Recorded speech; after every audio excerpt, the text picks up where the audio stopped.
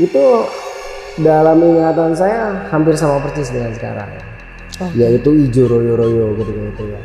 Mbak Marijan ngomong, terus ditranslate sama Mas Anto. Intinya adalah bahwa kita boleh mendaki Merapi, tetapi kita tidak boleh muncak. Kita hanya diizinkan sampai ke Kendit, ke Labuan 1. Itu hutannya hijau royo-royo teh, seperti tidak pernah tersentuh oleh wedus gembel ataupun lahar panas. Jadi saat itu di Kendit ada satu buah pohon yang besar tuh. Kita lagi ketawa-tawa gitu tuh, tiba-tiba jeger, itu kuping kita langsung, ya Allah. Kalau logikanya harusnya saya sama Geboy jatuh ke jurang. Harusnya mati teh, harusnya mati. Saya paling nggak mental ke jurang, soalnya kan di belakang saya jurang.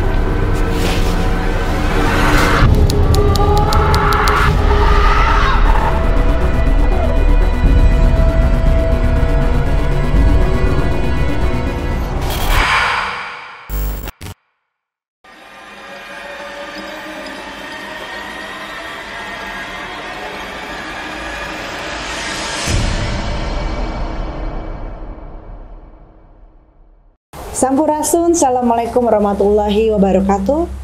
Jumpa lagi dengan saya Feni Ramasutedi dalam segmen Kiamat Kisah Malam Jumat. Malam ini saya kedatangan sahabat kiamat yang sangat istimewa. Sahabat saya yang satu ini, beliau adalah seorang senior pendaki gunung.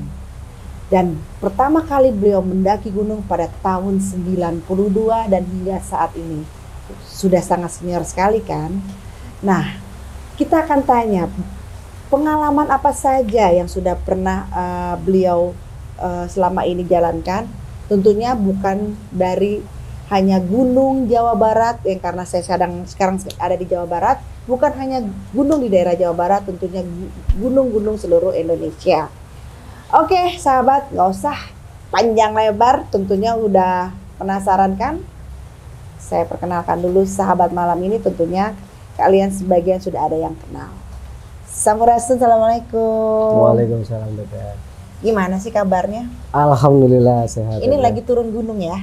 Iya, lagi di bawah. Lagi di bawah ya? Iya. Karena biasanya selalu di puncak terus. Alhamdulillah, amin. Gimana sih rasanya biasa di puncak terus tiba-tiba nanti di bawah dalam waktu cepat seperti itu? Ya biasa aja sih teh, karena mungkin rutinitas sudah kebiasaan. Oh jadi udah kebiasaan ya? Oke, sebelum kita cerita nih tentang pengalaman Mas Arya, mungkin Mas Arya bisa perkenalkan dulu YouTube-nya, namanya apa? Halo sobat-sobat Mbak Feni, YouTube gua Arya Sena Cerita Pendakian. Oke. Di situ banyak dikupas tuntas juga tentang bagaimana perjalanan Mas Arya ya. Dan kalau boleh diceritakan juga, Mas Arya kan juga ada di salah satu stasiun TV juga ya? Iya betul. Untuk betul. sebagai apa tuh Mas di sana? Sebagai host saya. Sebagai host ya di sana ya? Boleh disebutin? Boleh. Boleh ya? Jadi Mas Arya Sena ini ada di salah satu stasiun TV swasta di Trans 7 Betul, sebagai host di acara Misteri Dunia. Jadi kalau mau lihat, masih kangen nih sama Mas Arya nih, boleh lihat di Trans 7 ya, kisah-kisahnya gak kalah menarik dengan YouTube-nya juga gitu ya. Tapi jangan lupa untuk di like, subscribe, dan komen juga, share juga untuk YouTube-nya Mas Arya ya. Dan YouTube saya juga, Feni Ramasutedi. Pasti itu. Pasti semuanya jadi pokoknya kita include-in ya. Iya. Oke Mas, nah tadi saya nggak salah kan, berarti tahun 92 pertama kali naik gunung ya? Betul itu. Ya. Nah oke. Sampai sekarang berarti masih aktif? Alhamdulillah Kondisi masih. nggak berubah, kondisi fisik? Menurun. Oke. Jauh lah teh, mau umur belasan sama 20-an. Iya, pokoknya umur nggak bisa bohong ya. Betul, iya. Tapi keberanian nggak berkurang dong. Alhamdulillah kalau mentalitas Mental? sama keberanian, alhamdulillah masih tetap terjaga. Masih tetap terjaga ya. Iya. Cuman yang fisik kita nggak bisa bohong-bohong Kalau gitu. fisik ya jauh berkurang deh. Iya, itu proses alam soalnya ya. Iya betul. Oke baik Mas Arya. Jadi malam ini mungkin kita bisa angkat dari kisah Mas Arya yang di mana? Banyak sih teh, tapi kalau misalnya mau yang ada romantisnya, ada horornya gitu, ada ya lengkap lah teh ini.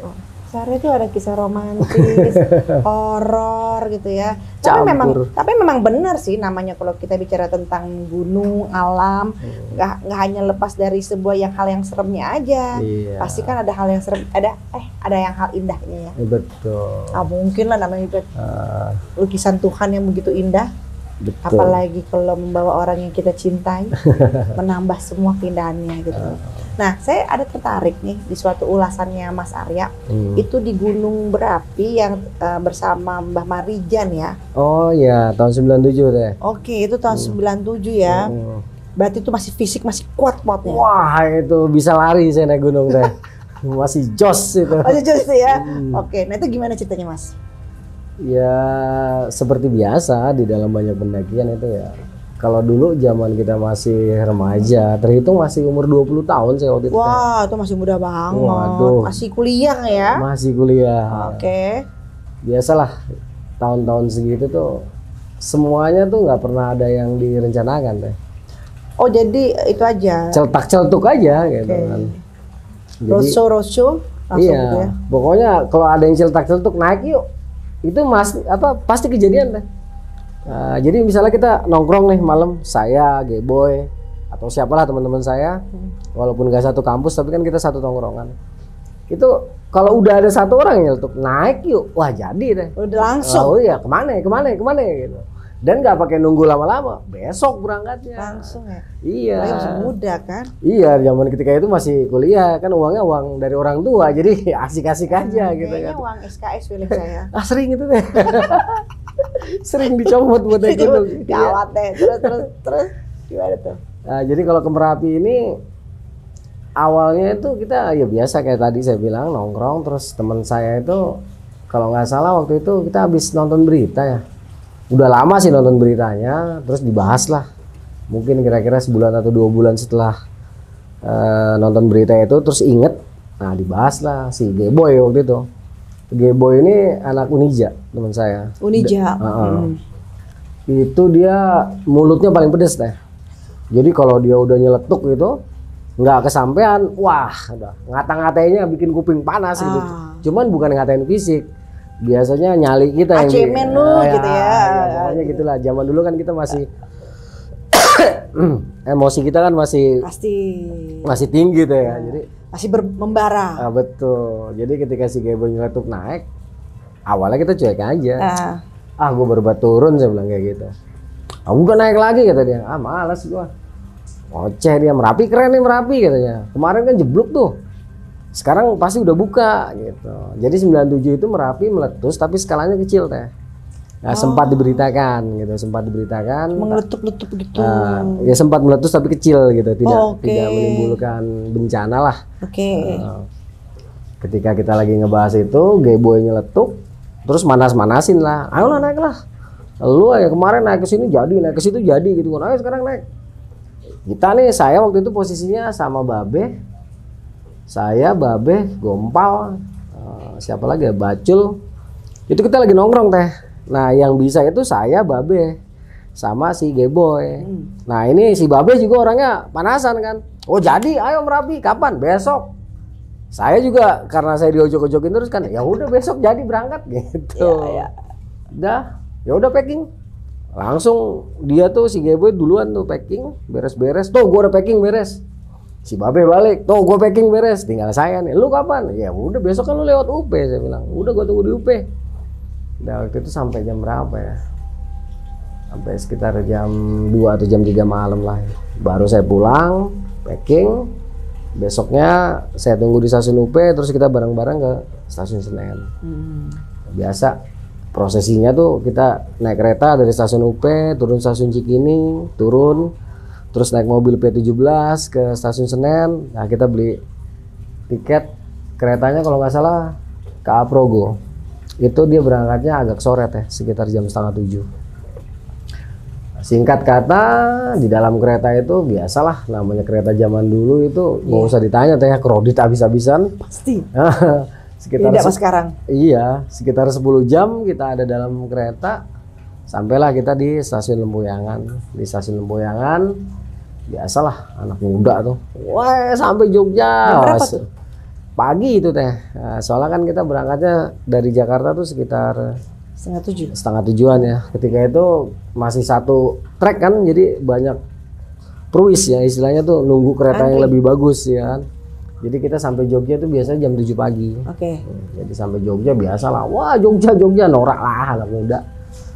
Terus jalan kaki kita dari stasiun Lempuyangan jalan kaki ke arah Novotel, terus ke Malioboro. Dari Malioboro kita jalan kaki lagi ke arah kantor pos teh.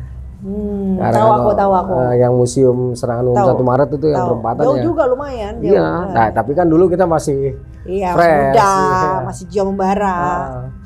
Sampai di kantor pos kita stop mobil yang jurusan Parangtritis. Nah, nanti kita turun. Ada teh dulu. Nanti kita turun di depan STIE apa saya lupa, udah ambruk sekarang STIE-nya. Yang jelas di daerah Kerapiak teh. Kita turun Kerapiak, kita langsung ke kosannya Anang. Nah, karena Anang ini sahabat saya lagi SMA dan dia kuliah di Institut Seni Indonesia ISI di Yogyakarta. Nah, jadi kita mampir dulu ke kosannya Anang nih, dan ternyata Anang ketika kita datang ke sana dia mau juga naik ke Merapi. Udah jadi, gue juga belum pernah nyoba lewat selatan gitu kan. Ya udah kita gali informasi lah. Setelah kita istirahat di kosannya Anang itu kira-kira 1 hari 1 malam. Sepanjang istirahat itu kita gali informasi, gali literasi dari kakaknya Anang, juga dari beberapa rekan-rekan yang kuliah di Jogja. Kebetulan itu temannya kakaknya Anang, temannya si Ali. Ngobrol-ngobrol dapat literasi bagus. 1 malam itu kita istirahat. Besok sekitar jam 9 itu kita mulai bergerak ke arah Tugu Menjangan. Terus kita naik mobil yang ke arah Depok Sleman. Di Depok Sleman kita turun, lanjut lagi yang ke arah Parangtritis. Yang ke arah Kaliurang. Yang ke arah Kaliurang. Nah, nanti sebelum sampai Kaliurang kita turun di 1 pertigaan tuh, saya lupa nama pertigaannya apa. Nanti kita naik lagi mobil elep. Itu menuju ke arah Kinarjo. Okay. Nah, itu saya masih ingat jalannya belok kecil, itu pemandangan hijau itu ya, masih jarang banget rumah. Itu udah sekitar jam berapa ya? Jam 2:30. Begitu kita sampai terminal Kinarjo yang sekarang udah jadi parkiran. Kalau dulu kan masih terminal itu aslinya. Sekarang udah berubah. Itu kita sampai situ sekitar jam 5 lah, jam 5 sore. Pikiran kita nih semua, ternyata Anang juga belum pernah nih, teman saya yang kuliah di ISI ini juga belum pernah ke sana. Pikiran kita yang namanya terminal itu kan rame teh ya. Begitu sampai di terminal Kinarjo, lah ini terminal apa kebun gitu. Kosong melompong deh. Kok gitu sih? Iya, cuman ini doang, cuman kayak tempat mobil parkir agak luas ya. Itu nggak ada shelternya, ya nggak ada bangunan. Nggak ada warung, ya pokoknya kosong belas. Iya. Dan daerah itu kan saya juga baru kemarin turun dari Merapi teh. Baru kemarin saya dari tempat Mbak Marijan itu dalam ingatan saya hampir sama persis dengan sekarang. Yaitu ijo royo-royo ketika itu ya. Sempat saya berpikir, ini kan Merapi rajin banget meletus ya. 94 dia letusan besar. Dalam waktu 3 tahun, ini tempat kok udah subur, pohonnya udah gede-gede gitu. Dalam waktu 3 tahun nggak mungkin pohon gitu ya? Bisa sebesar-besar ini gitu. Saya waktu itu belum ngerti gitu ya, belum paham. Cuman di hati kecil saya tuh udah mulai aneh gitu. Mulai bertanya. Ini kok tempat aneh ya, yang lain kering kerontang, banyak lah sisa-sisa pohon kebakar atau yang misalnya jadi lautan pasir gitu kan ada. Tapi di Kinarjo itu pada saat itu ya tahun 97, ingat-ingat. Merapi sekarang kan 2010 letusan besar. Jadi teman-teman tolong diingat-ingat.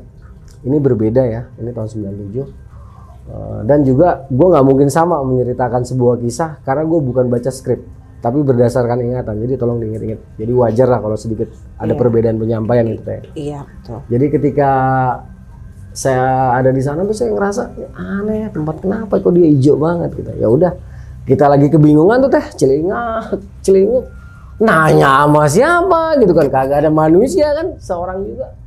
Pas lagi bengong itu tiba-tiba dari arah Kinarjo lah, ada satu orang jalan kaki, nanya, loh mas mau kemana gitu. Ini mas, kita mau ke naik Gunung Merapi. Oh iya ya, kalau mau naik Merapi harus izin dulu sama Mbah Marijan. Saat itu 97 beliau masih sehat walafiat. Oh ya. iya pastinya. Jadi kita ngobrol-ngobrol, kalau detail obrolannya lupa ya teh. Iya udah lama. Ya.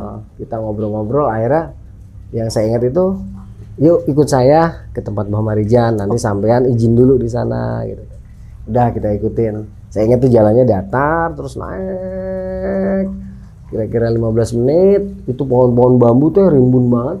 Terus kita belok ke kanan, turun datar. Nah, di situ di pinggir jalan percis rumah Mbah Marijan itu.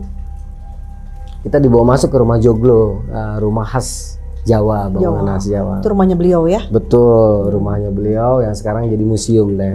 Oh, jadi museum sekarang karena letusan terakhir itu ya? Letusan terakhir tempat beliau meninggal itu. Dibawa kita ke situ. Nah, kita nunggu sebentar di depan rumah almarhum Mbah Marijan. Waktu itu belum almarhum. Nggak lama Mas Antonya bilang, nah waktu itu saya belum tahu namanya Mas Anto. Si mas-mas itu bilang, tunggu Mas, nanti saya panggilkan dulu Mbah Marijan.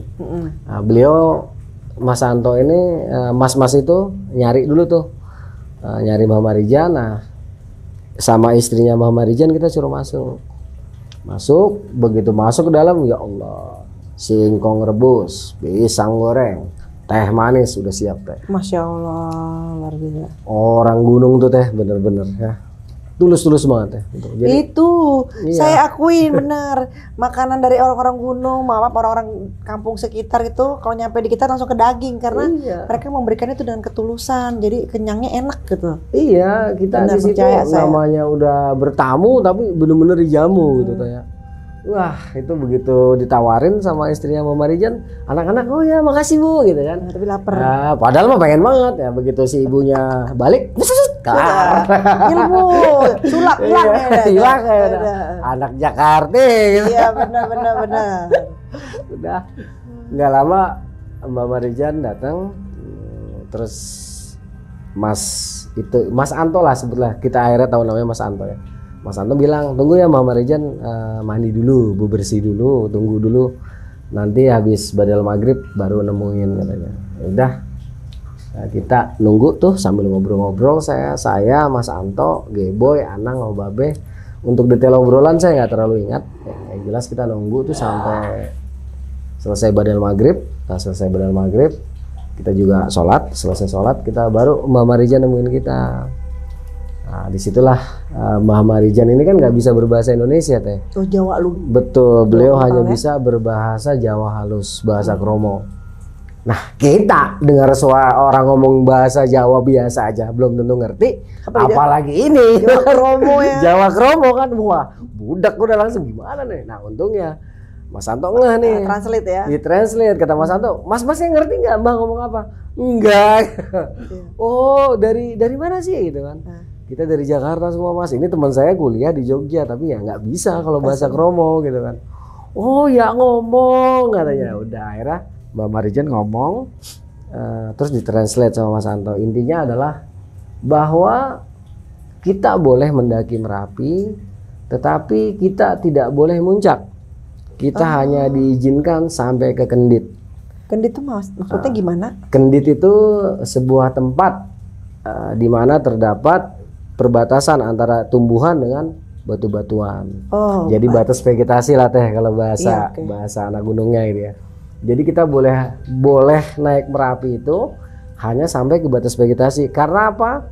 Karena tidak satu pun di antara kita yang pernah naik Merapi lewat jalur selatan. Jadi karena kekhawatiran itulah Mbah Marijan itu melarang kita untuk sampai ke atas. Nah, kenapa nggak boleh masuk jalur selatan? Karena kalau ke atas itu jalurnya nggak jelas teh. Gitu kan. Lewat selatan? Kalau lewat selatan itu hanya lautan batu, full batu dan akan sangat membingungkan. Intinya tuh Mbah Marijan pokoknya nggak boleh. Ya karena kalau nggak tahu jalur nanti bisa tersesat. Dia disebutlah tahun 97 itu ada anak naik dari Selo, anak Salatiga atau anak mana, dia tersesat dan hilang, tidak ketemu sampai saat itu ya waktu itu. Ini ceritanya Mbah Marijan. Apakah betul atau tidaknya ya kita nggak tahu. Walau alam ya. Intinya adalah beliau menceritakan, pokoknya jangan melanggar. Kalian hanya boleh sampai ke Kendit. Kalau kalian lepas dari Kendit, saya nggak tanggung jawab. Taruh kata bahasanya kayak gitu. Oh, waktu di sana dengar petuah beliau itu loh kita iya gitu kan. Anak Jakarta ini mohon maaf ya, bukannya kita ya namanya masih muda juga. Masih muda ya, dalam artian emosional kita belum seperti sekarang. Mungkin kebijaksanaannya belum ada teh. Dan penasaran. Dan semakin dilarang semakin pengen. Itu benar. Jadi waktu itu kita kalau dilarang itu makin jadi teh. Pasti. Ada apa nih gitu. Gitu. Sedangkan kita memiliki ilmu membaca medan, kita bisa membaca punggungan, kita bisa menentukan arah. Dalam artian untuk orientasi medan, seluruh anggota rombongan itu bisa teh. Karena kan Geboy Mapala, Anang sama saya si Spala, si Geboy, si Mawan sama si Babeh itu kan Mapala. Jadi kita sama-sama punya basically. Ya, resmi lah ya itu ya. Bisa dibilang seperti itu. Kita masing-masing punya basic dan setiap orang tuh punya kelebihan masing-masing. Nah, kita berkolaborasi dengan kelebihan kita untuk menutupi kekurangan karena kita kan adalah tim. Ya udah, selama di Mbah Marijan itu iya aja dan gitu kan. Dan malam itu kita diperkenankan untuk beristirahat di rumah beliau. Oh, baik ya. Wah, subhanallah. Kalau untuk baik, Mbah Marijan nggak ada duanya. Nggak ada duanya, luar biasa. Betul, untuk baik. Ya. Dan waktu itu saya juga nggak ngomong kalau saya tuh juga masih ada keterkaitan dengan Keraton Jogja gitu. Oh, Mas saya Arya diam, saya nggak ngomong gitu kan karena memang pesan dari leluhur seperti itulah. Ya, kalau sekarang ya gimana? Ya memang harus diceritakan supaya nggak bertanya-tanya lah kenapa gitu kan. Ya, saya diam masih merahasiakan dan saya nggak ngomong memang. Nah, malam itu kita istirahat di rumah Mbah Marijan itu waktu lampu masih nyala sih enak teh.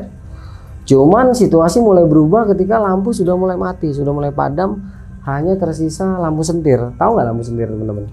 Lampu sentir itu lampu yang dari minyak tanah ditempel di tembok, lampu teplok lah gitu kan. Ya? Bukan teh yang dari minyak tanah itu. Oh, beda juga. Beda.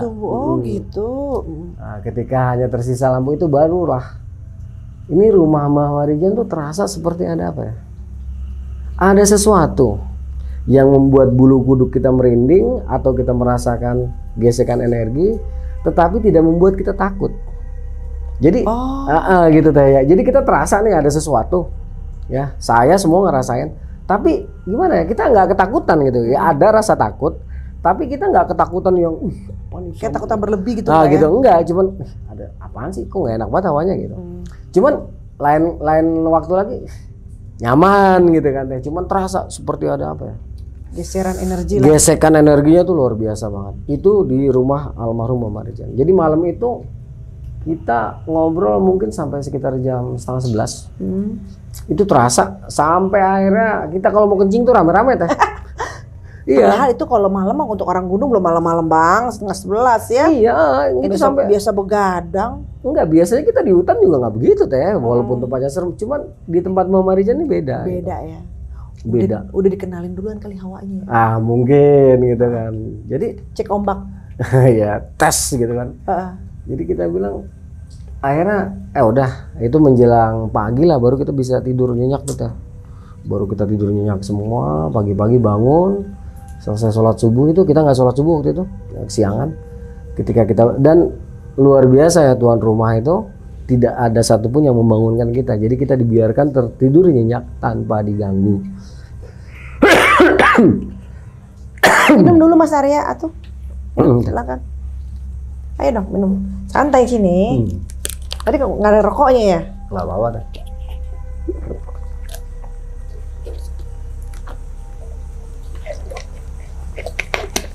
Boleh. Nggak apa-apa Mas. Boleh Nggak apa-apa, ngerokok. teh. Oh ya. Terus gimana? Langsung nih lanjut. Lanjut, ya. Jadi luar biasanya itu kita nggak ada yang dibangunin teh sampai kita terbangun. Begitu bangun teh, begitu buka mata, kita ke ruang tamu tuh habis MCK lah ya, cuci muka segala macam urusan kamar mandi.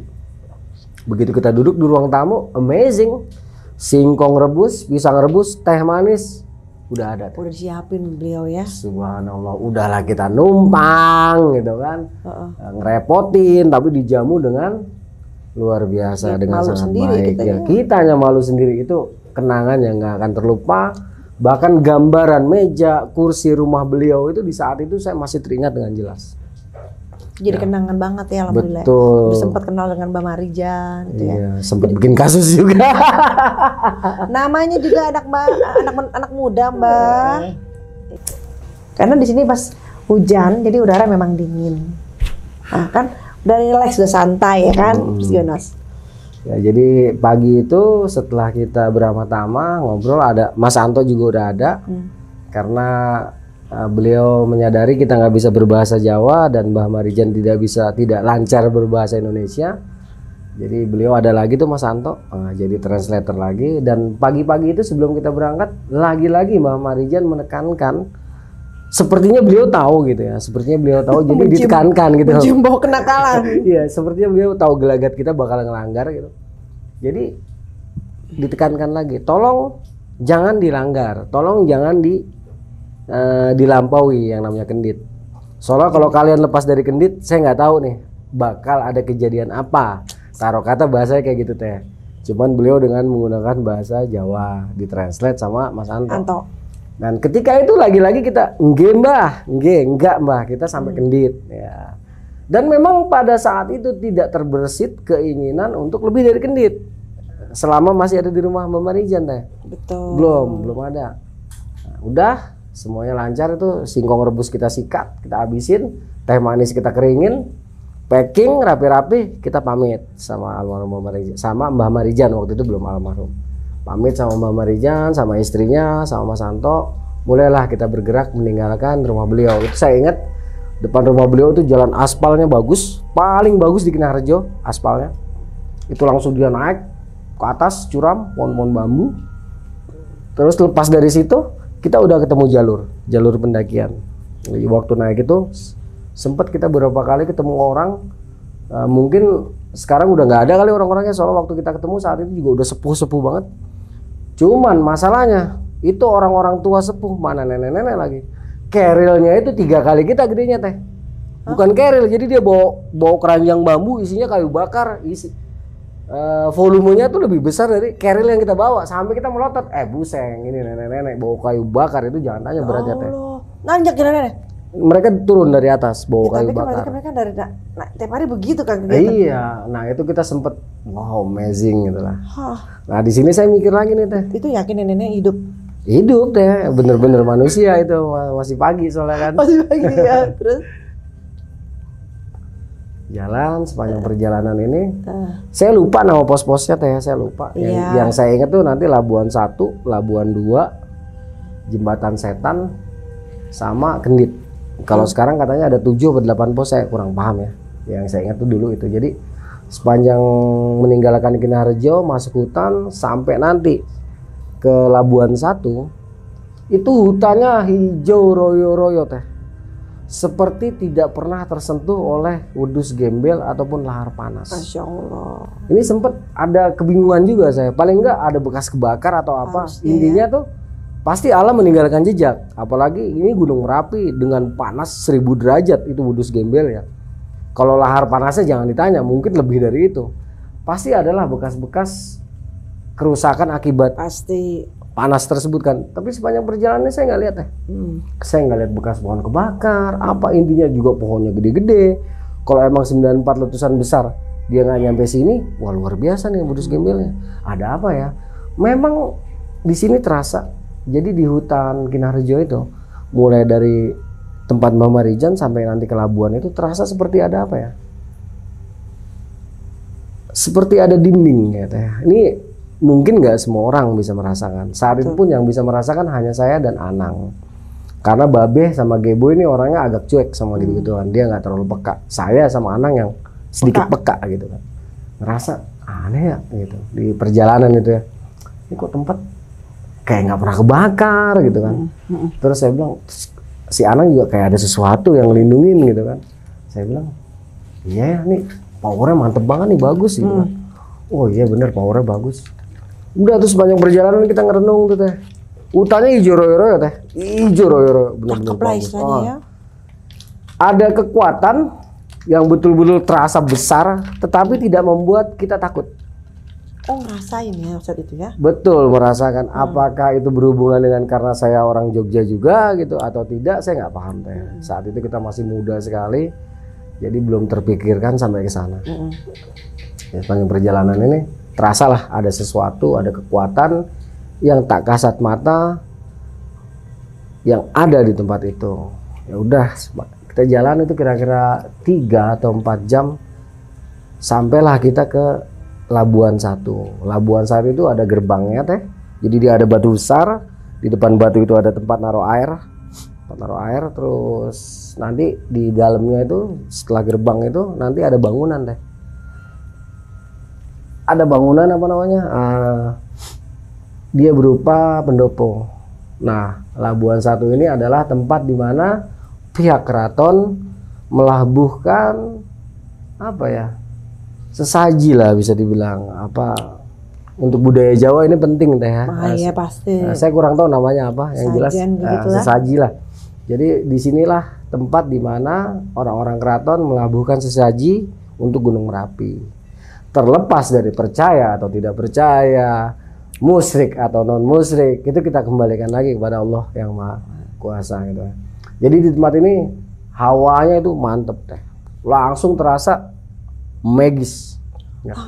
Langsung begitu kita masuk. Labuan bawah ya? Ya itu di Labuan 1 teh, kira-kira 3 atau 4 jam dari Kinarjo. Itu jadi kita di situ begitu sampai saya langsung ngomong sama anak-anak, lu pada ketawa-tawa di sini lu, ini tempat sakral. Si Anang agak ngeh kan, kalau Babe sama Gebo ya bocor orangnya ya, nggak ketawa ketiwi ya situ. Saya ngomel, ketiwi ya lu situ, duduk. Saya bilang itu kan, duduk tuh, kenapa sih? Udah duduk. Pada duduk tuh, ngapain? Doa. Saya bilang gitu, doa. Nah si Babe baru ngerasa. Ya kemarin kita kan ketemu ngobrol-ngobrol teh. Ya, jadi literasi saya lebih lengkap nih di sini teh. Karena saya udah ngobrol-ngobrol nih sama pelaku-pelakunya gitu kan. Nah kata Babe yang tadinya suasananya tuh nggak serem, ketika saya suruh duduk doa baru, wah serem banget kata dia. Itu gara-gara lu, kata dia, gara-gara lu suruh gini gue jadi berasa serem kata dia. Lah emang serem, emang si Anang juga ngomong lah emang mistik, terasa banget ada sesuatu. Cuman lagi-lagi teh serem, betul serem, bergetar hati kita, tetapi kita nggak yang gimana ya, aduh gitu panik gitu, enggak sama sekali, enggak, cuma ngerasa ada sesuatu, cuman kita cuek aja gitu. Nah di situ ketika kita sampai kan dia mendungnya udah tebal teh. Apanya? Mendung. Oke. Awan tuh udah lapisan awan hujannya udah tebal. Jadi ketika kita sampai situ nggak lama hujan deras teh. Wow. Hujan deras. Nah kebenaran kenapa Merapi minus air. Oh, jadi ketika hujan deras itu kebetulan juga ada tambungan air dari gentong besar warna biru, saya ingat ada 2 itu. Nah kita yang tadinya cuman mau istirahat sebentar, tapi karena hujan datang ya udah kita masak di situ, masak mie, ngopi, karena apa? Ada air gitu. Udah kita manfaatkan situasi sampai sekitar 2 jam mungkin hujan itu turun dengan derasnya sampai lumayan ya. Lumayan deh, sampai menyisakan gerimis kecil. Kalau kita tunggu lagi pasti nih hujan nggak berhenti, karena gerimis kecil karakteristiknya pasti lama gitu kan. Akhirnya saya bilang udah pakai deker, pakai ponco, saya bilang gitu. Karena waktu itu saya komandan rombongan, jadi ya udah anak-anak nurut, ya udah jalan. Waktu itu si Babe di depan, Babe, terus Geboy, Anang, Geboy, saya di belakang. Jalan kita. Lagi-lagi kita merasakan suasana yang mistis, tapi kita nggak ketakutan, gitu, santai. Begitu dalam pertengahan jalur nih antara Labuan 1 mau ke Labuan 2, tiba-tiba kita dengar suara teh dari atas pohon. Suara apa? Suara manusia. Atas pohon tapi. Begitu kita nengok, buset, ibu-ibu teh lagi metikin jamur apa jamu naik di pohon. Pohonnya gede. Wonder Woman. Pohonnya gede, jadi kalau daerah itu terdampak sama Wudus Gembel ataupun lahar panas, itu nggak mungkin ada diameter pohon ukurannya seperti itu. Pasti sudah hangus, terbakar, dan nggak mungkin dia bisa merecovery. Nah, ini pohon besar, saya ingat. Itu batangnya juga lebat. Aneh ya? Jadi emang daerah itu waktu itu ya ada beberapa yang komentar katanya nggak aneh lah bang, Gunung Merapi kan emang subur. Ya bukan itu masalahnya, kan dia kagak ada di lokasi, yang ada di lokasi kan kita, jadi kan kita bisa mendeskripsikan situasi dan keadaan gitu kan. Jadi itu pohon gede kok hidup, berarti kan nggak lahar panas, berarti kan nggak kesini. Nggak nyampe. Iya, lahar panas ataupun Wudus Gembel itu nggak mungkin sampai sini. Ya. Logikanya, harusnya lewat sini gitu kan, logikanya. Berarti lahar panas kalau ngelihat pohon ini dia nggak kesini dong. Nah, kalau lihat pohon ini, tetapi harusnya kan secara logika ini lahar panas sampai ke sini gitu. Tapi pohon itu nggak kena. Dalam artian tuh banyak sekali waktu itu pohon dengan diameter yang cukup besar tapi hidup dan tidak ada sedikit pun bekas terbakar. Masya Allah. Jadi sempat aneh tuh. Saya jadi denger aneh yang nggak di lokasi ya. Iya, kita yang di lokasi. Kalau kita bicara logika harusnya kena. Begitu ibu-ibu itu negur, mau pada naik Merapi. Ya. Pakai bahasa Jawa, cuman kita bisa ngerti bahasanya karena bahasa Jawa harian lah bisa dikatakan itu. Si Anang yang nyautin pakai bahasa Jawa juga. Nggih, Bu. Ayo hati-hati, jangan itu ya, apa namanya? Pesennya Mbak Marijan jangan dilanggar gitu, jangan dicuekin lah atau apa, dalam artian tuh jangan diabaikan lah pesannya Mbak Marijan. Dia ngingetin juga ya. Itu ibu-ibu ngingetin lagi. Oh, nggih Bu, nggih, kata Anang gitu. Ya udah kita jalan lagi. Itu masih gerimis, saya juga kan gila nih mama gerimis naik puun gitu kan, waduh keren dah pokoknya. Dasar mama situ ya. Iya, dasar banget. Nyari jamu kalau nggak salah teh. Udah kita jalan kira-kira sejam lah, saya lupa sejam atau 1,5 jam. Sampailah kita ke Labuan 2. Labuan 2 ini dulu dikenal dengan nama Menara Rudal karena di depan Labuan 2 itu percis ada Tugu Rudal, percis rudal teh. Oh, itu yang sekarang juga dijadikan itu ya? Tugu Rudalnya dipindahin ke bawah teh sekarang. Kalau dulu di atas di Labuan 2. Oh gitu. Iya, dulu di atas. Kita naik sekitar 5 jaman lah kurang lebihnya kalau dalam ingatan saya ini itu kurang lebih 5 jam kita sampai ke Labuan 2 itu. Nah di Labuan 2 itu hujan turun lagi teh. Kita neduh lagi. Itu ketahan agak lama dan saya ingat itu udah sekitar jam 2-an. Itu posisi langit betul-betul mendung, jadi nggak ada cahaya sama sekali. Hujan deras kira-kira setengah jam. Kita berteduh, kita ngopi kan itu sambil nunggu hujan reda. Ketika udah mulai gerimis, kita mulai lanjutkan lagi perjalanan teh. Jalan kita. Nah ini dari Labuan ini mau ke Kendit sampai ke Jembatan Setan, nanti ada jalur yang namanya Jembatan Setan. Itu nanti dia nggak terlalu terjal teh, agak landai. Nah itu kira-kira setengah jam sampailah kita ke daerah yang namanya Jembatan Setan. Saya juga baru ingat nih, di daerah ini pun diwanti-wanti sama Mbak Marijan untuk jangan istirahat lama-lama di sini. Kalau bisa lewatin aja gitu. Kenapa? Kurang tahu, waktu itu belum disebutkan, belum diceritakan gitu. Mbah cuma memperingatkan saja. Betul, supaya kita jangan di situ. Ya udah. Tetapi ketika kita sampai di area yang diwanti-wanti tersebut, kita malah duduk-duduk teh. Aduh. Duduk-duduk rokok karena apa? Dia datar, terbuka, di atas tuh kelihatan jelas, terus di bawah juga jelas. Tapi aneh, sebelah sini hijau, hanya tempat itu aja. Dia seperti apa ya? Gersang. Pasir-pasir aja. Okay. Pasirnya pasir hitam. Saya ingat banget. Di situ anginnya juga enak teh. Tidak terlalu dingin. Padahal situasinya masih agak gerimis. Pokoknya enak PW lah gitu. Kita duduk rokoknya santai. Nggak lama si Geboy enggak. Ini tempat kayak yang diceritain Mas Anto gitu. Apaan? Jembatan Setan gitu kan. Hah? Jembatan Setan? Serius lu? Saya cek lagi kan. Oh, iya jembatan setan. Langsung mau cabut-cabut gitu. Tapi nggak ada apa-apa teh. Nggak ada apa-apa. Udah kita langsung diri buru-buru jalan. Nah lepas jembatan setan mau ke Kendit, barulah pendakian Merapi yang sesungguhnya teh. Karena apa? Kita harus scrambling. Scrambling itu sudah naik pangkat teh, bukan hill walking lagi. Kalau hill walking kita hanya berjalan di medan perbukitan, hanya menggunakan kedua kaki. Tetapi kalau udah scrambling, kita menggunakan tangan juga teh. Jadi sudah semi rock climbing. Jadi tangan dan kaki bekerja bersamaan. Jadi tangan itu untuk cari pegangan lah, ya kaki untuk nopang pergerakan kita. Ini namanya teknik scrambling, di mana tangan dan kaki kita sudah mulai bekerja karena medannya sudah mulai 70 derajat sampai ke 80, sudah curam gitu. Oh gitu. Iya, udah curam, itu kita sudah harus menggunakan teknik scrambling namanya. Nah, udah kita mulai scrambling teh. Sebenarnya jaraknya nggak jauh teh. Mungkin hanya 100 meteran atau 150 meter. Tetapi karena kondisi medannya super duper terjal, pergerakan kita lambat ya. Walaupun saat itu kita masih gagah perkasa, tetap aja tepar karena beratnya di air teh. Satu orang itu bawa air 6 botol air mineral yang 1 liter. Lumayan. Wah itu yang terasa berat. Jadi kita gempor batu rasa. Wah. Nah itu waktu itu kita terbantu oleh pohon-pohon lamtoro. Jadi di pinggiran jalur itu kita bisa pegangan pohon lamtoro. Nah inilah yang membuat pergerakan kita bisa lebih cepat. Kira-kira 1,5 jam. Ya? Kira-kira 1,5 jam. Sampailah kita ke daerah di mana di situ seperti ada garis linear yang membatasi antara tumbuhan dengan bebatuan. Ketika melihat ciri-ciri itu kita langsung ngeh kan teh. Wow ini yang namanya kendit. Udah kita istirahat. Wah ini kendit nih. Nah waktu itu kendit. Waktu itu ya. Jadi saat itu loh. Kalau misalnya lu sekarang naik nggak ketemu kayak gitu ya wajar karena udah ada erupsi besar. Beda. Nah, jadi saat itu di kendit ada satu buah pohon yang besar teh. Besar sendirian. Di daerah Kendit itu ya? Di daerah Kendit. Dia adanya di sebelah kiri.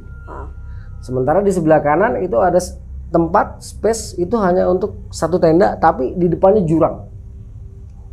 Nah, saya sebagai komandan rombongan ketika itu ya orientasi medan. Di bawah pohon besar itu enak tempatnya. Cuman ngelihat pohonnya, ada ini pohon kayaknya lain nih. Karena yang lain pohonnya kecil-kecil teh. Gede banget ya? Gede. Mungkin kayak pohon-pohon yang beringin di Bogor pinggir jalan raya kali ya? Enggak sebesar itu. Tapi ini aneh karena di antara pohon-pohon, di antara vegetasi yang sudah mulai kecil-kecil, tapi dia sendiri gede sendiri ya. Mungkin 2 orang yang meluk latih. Nah itu termasuk aneh, termasuk besar. Dan pohon itu hidup ya, bagus daunnya bagus ketika itu ya. Rimba, rendang ya. Jadi ketika ngelihat itu, lah waktu itu kan udah menjelang maghrib teh, udah sekitar 5:30. Ya. Saya bilang wah ini pohon aneh banget gitu. Hati itu udah bergetar duluan kan. Terus anak-anak saya bilang di situ, buset itu pohonnya beda, ada yang ngomong sini aja gitu. Anak-anak juga ngerasa ya, walaupun Geboy sama Babe ini nggak peka, saya doang sama anak yang peka, tetap aja mereka pohonnya aneh kayak gitu. Beda soal penampilannya teh, emang angker terasa. Cuman lagi-lagi kita waktu itu belum ada masalah teh.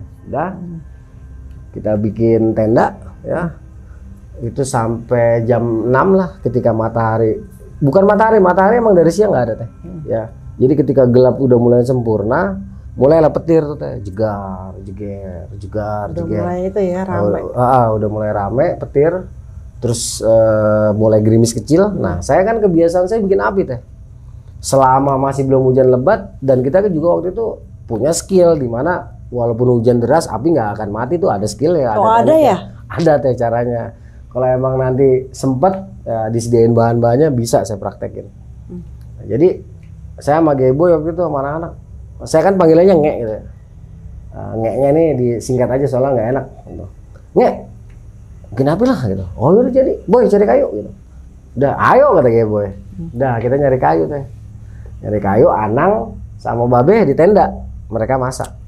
Saya sama Geboy keluar nyari kayu. Cuman karena memang lokasinya tuh jurang dan jalurnya terjal, jadi kan pergerakan kita nggak leluasa tuh yang ngeri gitu ya. Otomatis udah gelap itu kan, jadi kita balik lagi tuh cuman bawa sedikit. Nah, begitu kayu kita taruh, Ya saya mulai nyalain, saya dengar suara kilat di atas, jeger. Ketawa kita malah, wah biarin biar rame gitu kan, kata anak-anak, waduh lagi biar rame. Kita lagi ketawa-tawa gitu teh, tiba-tiba jeger, itu kuping kita langsung, Ya Allah, gede itu banget. jatuhnya di mana teh? Cuman sekitar 2 meter di kita itu bekas petir nancep, sekitar 15 cm itu lubangnya, keluar Ya asap Allah. sama ada listriknya teh. Itu kita kepukul mental, cuman kalau logikanya harusnya saya sama Geboy jatuh ke jurang teh. Terus? Tapi saat itu kita cuma kedorong, tapi kayak ada yang nahan. Dek, dek, dek, balik gitu. Jadi nah gitu ya. Dek, dek. Terus diam di tempat, ini kuping kayak mau pecah. Jadi rasa wih sakit itu sampai diem ya.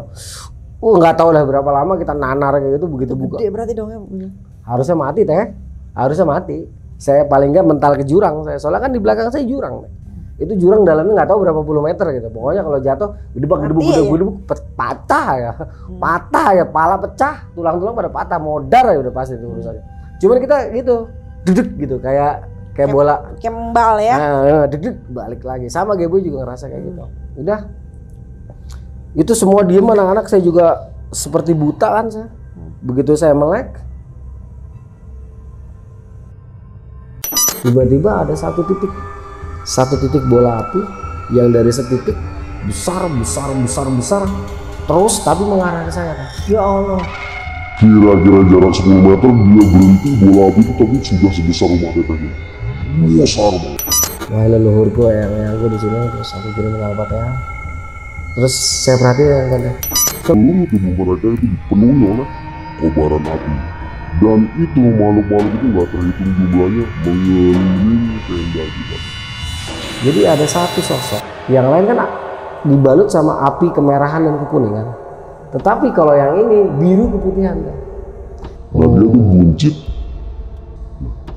Bentuknya persis seperti yang namanya tokoh wayangan Semar. Jadi saya dibawa turun lagi sama yang Semar ini ke Labuan 2. Dimana di Labuan 2 itu Sudah ada tokoh-tokoh ataupun pembesar-pembesar dari kerajaan Mataram. ya, jadi yang ke bawah ke Labuan 2 itu tentunya bukan raga saya teh. Kemudian jiwa saya yang dibawa. Habis itu enggak, saya diizinkan. Kamu boleh.